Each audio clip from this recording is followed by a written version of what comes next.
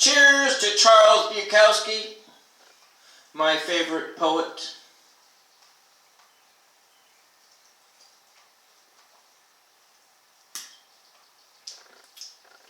And cheers to my late father, Lester James Lindbergh, who died on June 24th, 2012. And on June 24th, 2012, my hobby book publishing company, Penhead Press, produced its first book called The Texture of Words, or Randomly Accessed Poetics is the name of the magazine. Well, I don't know if it's a magazine or not, whatever it is. Randomly Accessed Poetics #1, The Texture of Words, published on June 24th, and I'm going to read a few poems from it.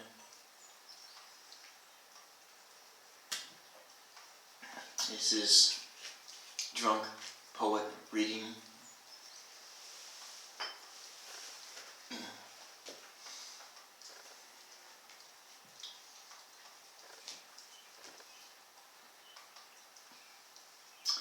A Phone Conversation by Dan Nielsen.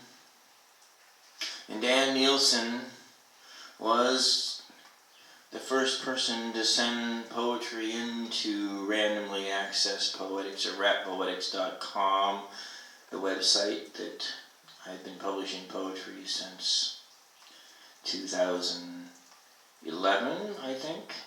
September 2011 or October, I don't know, some 2011 month. And it still is accepting poems and so forth. You can go to RAPoetics.com and to see how to send poems in and all that. Phone conversation.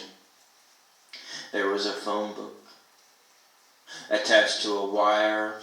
The sad man opened it and paged through until he found a column with his last name, touched it with a finger and moved the finger down until he came to the sad man and the woman he loved. He dropped a quarter into the slot. It hit the bell on the way down, assuring him that everything was fine. And then the dial tone was a dead person on a heart monitor.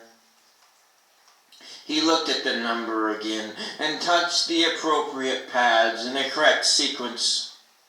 The ringing was like a baby crying. The woman he loved picked up. Hello? Woman I love, is that you?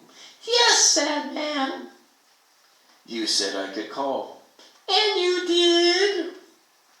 Did you see the eclipse? I saw it in the paper. It was right outside my window. You have a phone? I'm at a restaurant. I drip rye toast with grape jelly in the egg yolk. You like doing that? Do you miss me? Not yet.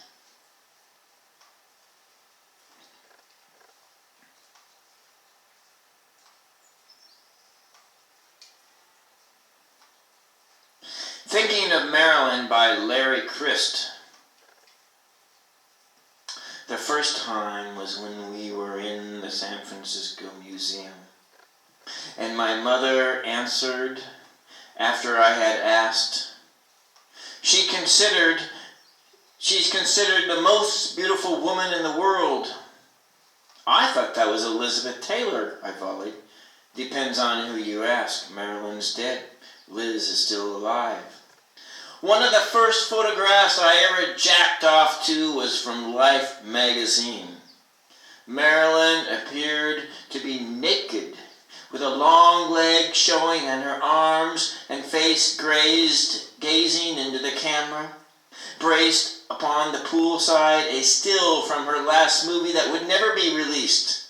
Good porn was tough to get when I was 12 years old. I never sought out nor found any good pics of Liz Taylor, though. I remember reading that Marilyn used to be like used to like to let her lover stay on her for as long as possible until some after good sex or otherwise she would wear their love sometimes for days, just like I wear yours today, like tungsten steel underwear around my balls and cock around my heart. This little I have that I want to keep close and personal for as long as possible, that which no one can take away from me until I willingly give it away. As for the ancient icon who died when I was 5, I understand her for this at least completely, and sorry Liz, but it was never a contest any sane woman would ever try to win anyway.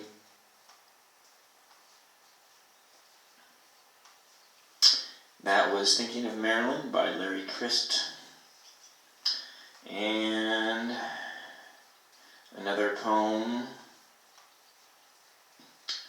Dear Tyler by Tera McIntosh.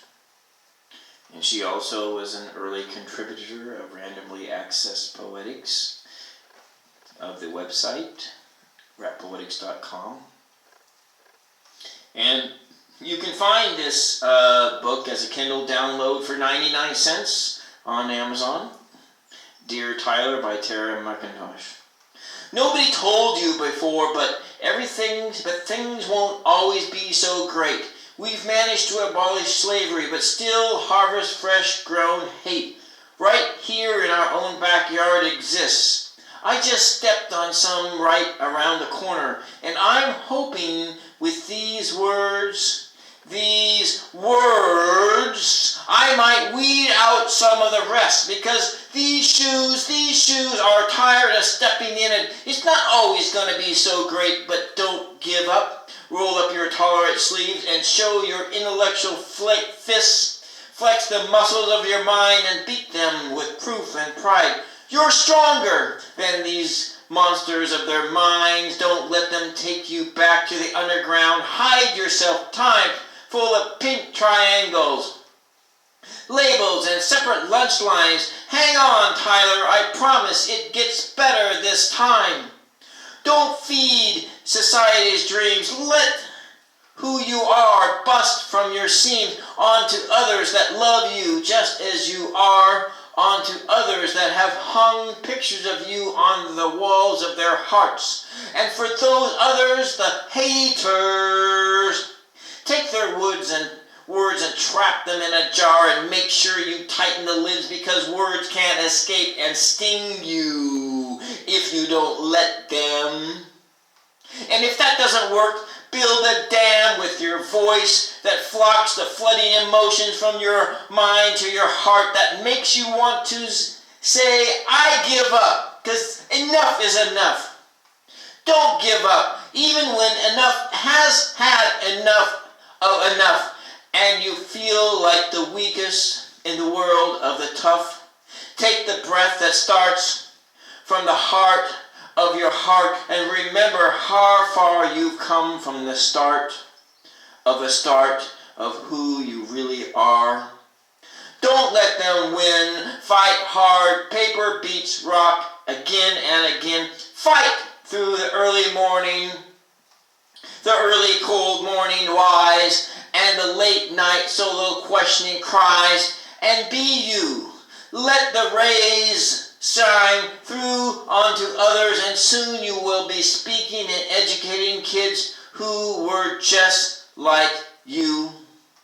And when night falls and you feel lost in the abnormal herd of different kind, remember that in the early morning wake you will still be everything you've always wanted to be. And that's enough. Don't let people say we're not the same, because the last time I loved, I still loved as hard as they do. Harder than the square root of you. Harder than goodbye for the last time. Harder than jamming out in my car to my favorite rhyme while the person over in the next lane just smiles at me and drives on through because she can't tag my differences from her sunglasses view. And when they say, we are not just the same, show them the holes in your socks that have traveled the loneliest nights with you. Show them that you bleed and sneeze, you laugh and scream, and you love and dream. Dream that you'll be treated the same one day from the heart of their heart. Don't let middle schoolers whisper echoes into the conformed lockers of your mind and build up hallways of fear that separate who you are and who others want you to be. And those words they say about you, stack them up in a perfect row and climb them one by one, and soon you will be standing at the top, stronger than everyone below, because tough times make us grow, as strong as the writings on the legal pad of our minds that spell out proudly, who I am is fine. And remember, if I can stand here today, so can you. It gets better. It did for me, and it will for you.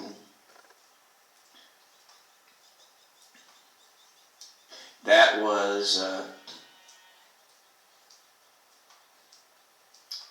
Dear Tyler by Tera McIntosh.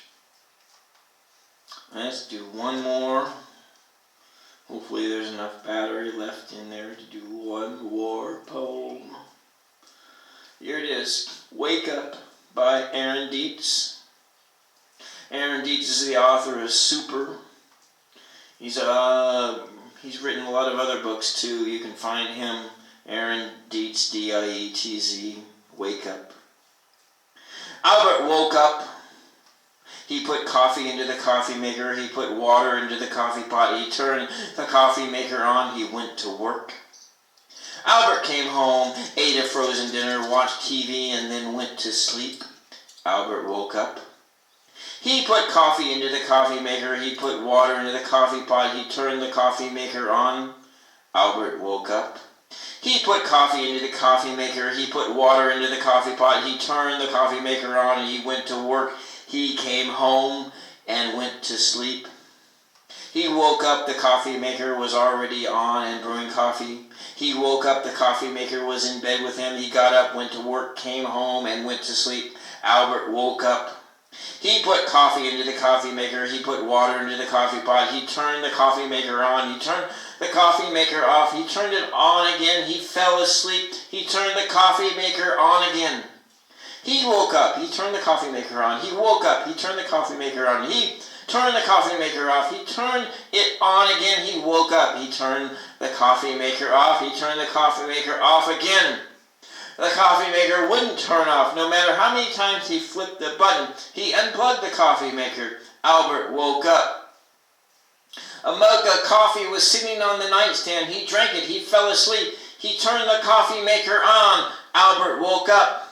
He thought he had turned the coffee maker on, but he remembered that he had only done that in a dream, so he went to turn it on, but it was already on. Albert woke up. And that was by Dietz, and this was a short reading from a book called Randomly Accessed Poetics, Texture of Words, published on June 24, 2012 by Penhead Press, my hobby publishing company. On the same day, my dad was killed in a tragic car accident.